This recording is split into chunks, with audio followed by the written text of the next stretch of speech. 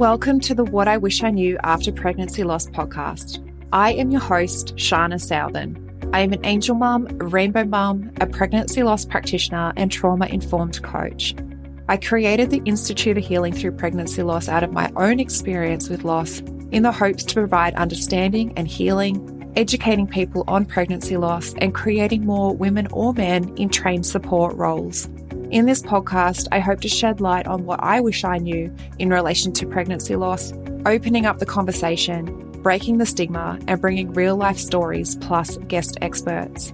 Thank you for being here with me today, and let's dive into today's episode.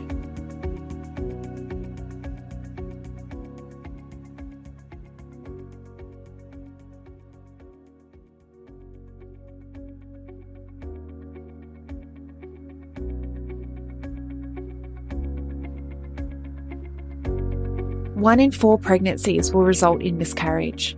1 in 8 women will experience infertility. 1 in 100 women will experience recurrent miscarriage. And 1 in 160 births end in stillbirth. Have you been wanting to make a difference in the lives of women or men who have experienced pregnancy loss because you can see so many suffering in silence, but you just don't know how? Collectively, we can change how bereaved parents can access mental, physical, and emotional support after their experience. There is a lot of women with unhealed trauma, and there is a huge gap in the current support system when it comes to bereaved parents' recovery after loss. There are too many women and men suffering in silence. The Pregnancy Loss Practitioner Certification is a worldwide, one-of-a-kind program that gives you proven methods designed for healthcare professionals, medical staff, midwives, nurses, doulas, birth workers, coaches, and angel parents alike. The Pregnancy Loss Practitioner Certification is bridging that gap.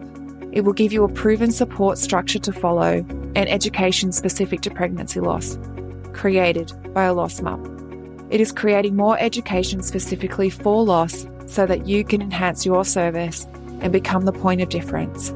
Or you can create the support that you so desperately needed in your healing after loss. This is the next level of growth and expansion you have been searching for. So does this sound like something that you have been searching for? Let's explore this more together. You can head to the episode show notes where you'll find the program application, or direct message me on Instagram and let's open up the conversation in how you can use this education. You have a gift, and I look forward to supporting you and witnessing you bring your gift to the world, healing and transforming women's lives.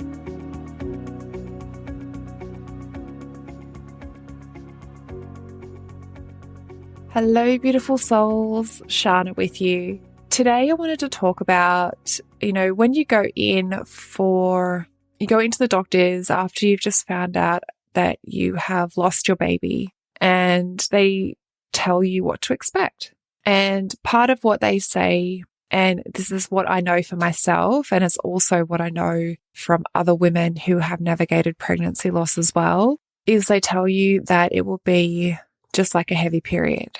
And, for me, I was used to heavy periods. I was like, okay, well, if a heavy period is all I'm going to expect, then that's fine because I'm used to that. And I just want to bring awareness to the fact that for myself and for multiple women that I've spoken to, miscarriage is not like a heavy period. Now, I went home thinking, okay, I'll expect a heavy period. And what I ended up experiencing was bleeding to the point that I was passing out. I couldn't stand up.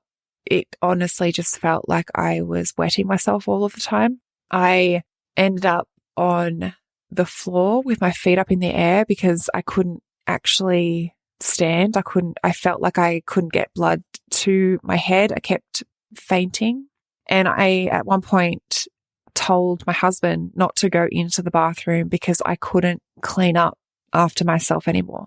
I couldn't, as much as I was trying to, I guess, make it less traumatic, I just couldn't. And the amount of blood that I was losing, I honestly thought, this is not normal. Like, you can't lose this much and survive. But because the doctor said it'll just be like a heavy period, I was like, okay, maybe this is their definition of a heavy period. And what I had been experiencing in my life wasn't a heavy period.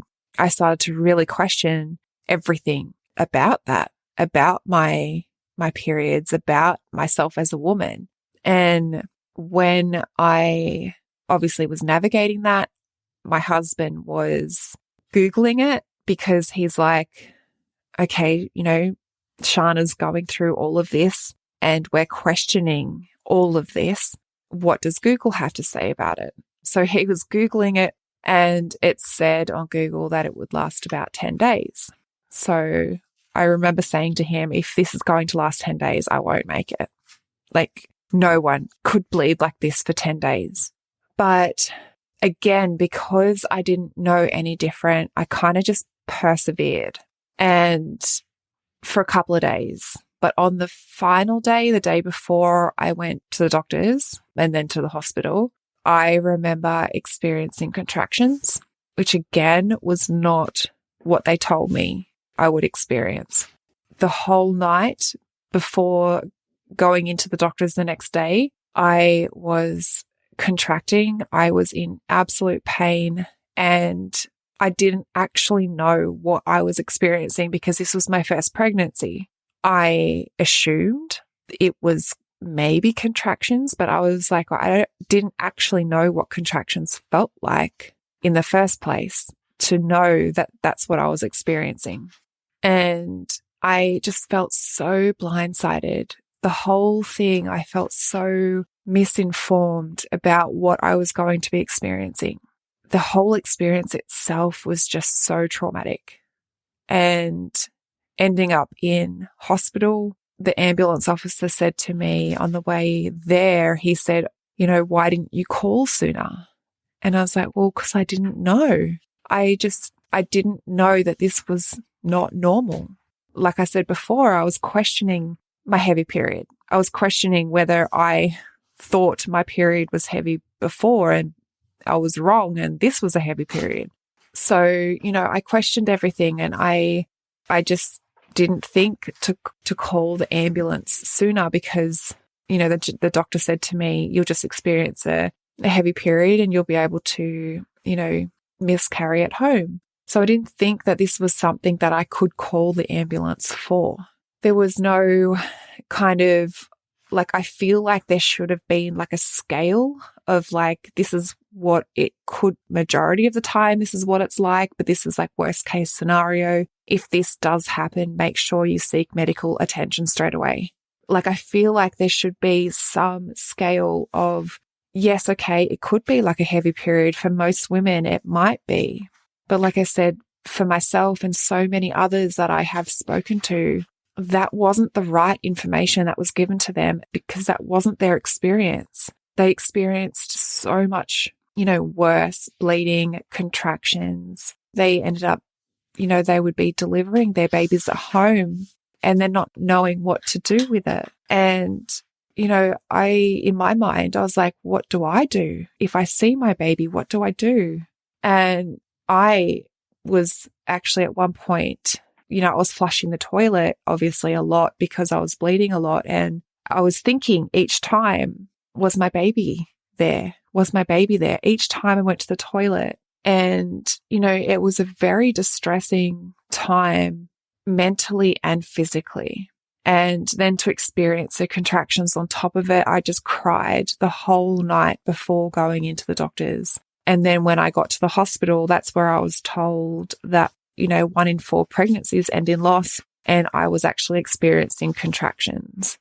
I didn't get any information prior to that. And that was about 3 days after. So I just wanted to, again, just bring awareness to, if you are going through something like this, it is completely normal to put your hand up and say, I need more support. I need to see a doctor. I need to go to the hospital. And really advocate for yourself, because what information that we're typically given isn't necessarily what ends up playing out. And we really need to start standing up for ourselves and our bodies and our mental health, rather than trying to push through for a period of time.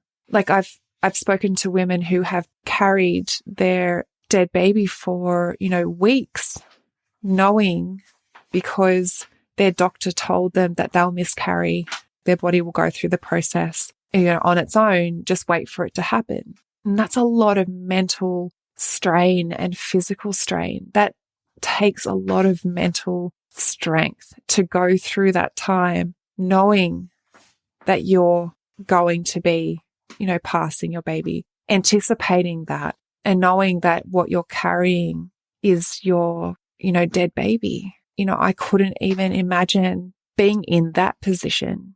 Going through a few days of it for myself was physically and mentally exhausting for me, let alone having to go through weeks or, months of it.